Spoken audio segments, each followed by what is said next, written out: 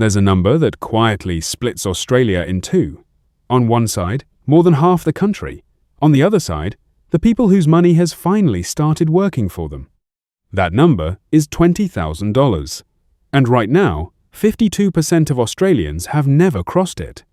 If you're one of them, this video might be the most important 9 minutes you watch this year, because what happens after that first $20,000 changes everything about how money works for you. Let me show you why. First, let's be honest about where most Australians actually sit. According to the latest Infochoice savings survey, more than half of Australians, 52.2% to be exact, have less than $20,000 in total savings. Nearly 1 in 6 have less than $1,000. That's around 3.4 million people living one unexpected bill away from real trouble. And this isn't because Australians are lazy or stupid with money. It's because the first $20,000 is genuinely the hardest money you will ever save. Not the second, not the 10th. The first. And once you understand why, you understand why everything changes the moment you push past it. Here's the brutal truth about your first $20,000. When you have nothing saved, every single dollar in that account came from one place, you. Your sweat, your discipline. You're saying no to things you wanted. There is no help, no momentum, no compounding. Just you, manually dragging each dollar across the line. At this stage, money feels like a leaking bucket. You earn, you pay rent, you pay bills, you buy food, and whatever's left, if anything's left, trickles into savings. One car repair, one dental bill, one bad month, and the bucket empties again. This is where most Australians live their entire financial lives, filling a leaking bucket. But something fundamental shifts at $20,000, and it's both psychological and mathematical. Let's start with the psychology, because it comes first. Vanguard ran research showing that just $2,000 in emergency savings produces a 21% increase in financial well-being. Not income, well-being. The feeling of safety. And once you have 3 to 6 months of expenses saved, which for most Australians is right around that $20,000 mark, you get another 13% boost. Why does that matter? Because when you're scared about money, you make bad money decisions. You take payday loans. You panic sell investments. You stay in a job you hate because you can't afford 3 weeks without a paycheck. Fear makes you poor. And $20,000 is roughly the point where the fear starts to lift. When the fear lifts, your entire decision-making changes. You stop thinking about survival and start thinking about growth. You negotiate harder because you're not desperate. You take the better opportunity instead of the safer one. You invest instead of hoarding cash. That psychological shift alone is worth more than the $20,000 itself.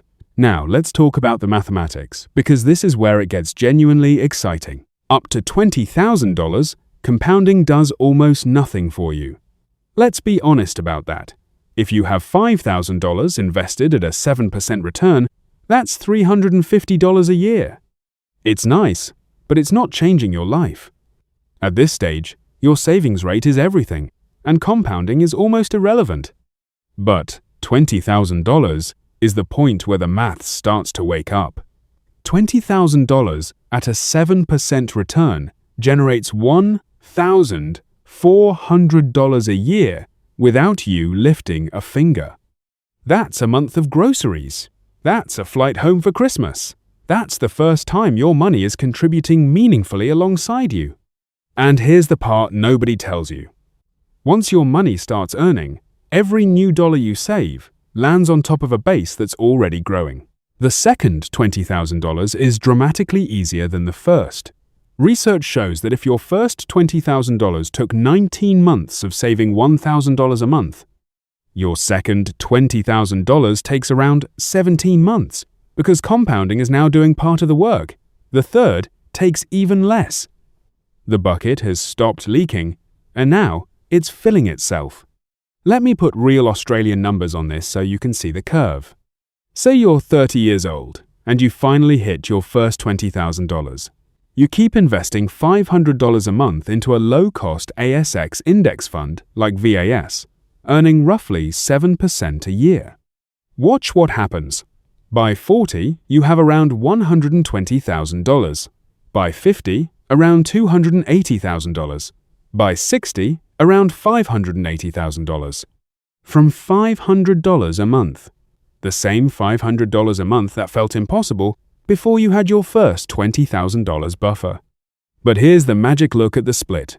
Of that $580,000, you personally contributed about $200,000.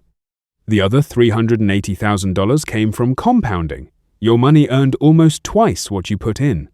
That's the part that only switches on after you cross the first milestone and stay consistent. Now compare that to the Australian who never crosses $20,000. They earn the same salary. They work just as hard. But because they never built the buffer, every emergency resets them to zero. They're filling the leaking bucket for 30 years and retiring with almost nothing but their super. Same income, completely different life. The only difference is that first $20,000 and what it unlocked. So how do you actually get there? Let me give you the real Australian playbook. Step 1. Separate your emergency fund from your investing. Your first $10,000 should go into a high-interest savings account. In 2026, online banks like ING, UBank, and Macquarie are paying 5.3 to 5.6%. This is your safety net. It's not meant to grow aggressively. It's meant to be there at 2 a.m. when the car dies. Step 2. Once your emergency fund is solid, the next $10,000 goes into low-cost investing. A simple ASX index fund like VAS or A200 with management fees of just 0.04 to 0.07%. This is the money that starts the compounding engine. Step 3. Automate everything. The Australians who succeed at this don't rely on willpower. They set up an automatic transfer the day their pay lands. $500? $300? Even $200? It leaves the account before they can spend it. Pay yourself first, automatically, every single time. Step 4. Protect the buffer with everything you've got. The single biggest reason Australians never cross $20,000 is that they get close, then raid it. New phone, holiday, sale they couldn't miss. The buffer is sacred. Touch it only for genuine emergencies, and your future self will thank you in ways you can't imagine yet. Here's what I want you to take away from this. The first $20,000 isn't about the money. It's about crossing the line from your money, depending entirely on you, to your money starting to work for itself. It's the point where saving stops being a punishment and starts being an engine. Most Australians never cross it, not because they can't, but because nobody ever explained why it matters this much. Now you know, and that changes everything. As always, this is educational content, not financial advice. Speak to a licensed financial advisor before making investment decisions. If this gave you a clearer picture of why that first milestone matters so much, subscribe, because next week, we're breaking down what $70,000 a year actually gets you in Australia in 2026, and whether it's still enough to live well. See you then.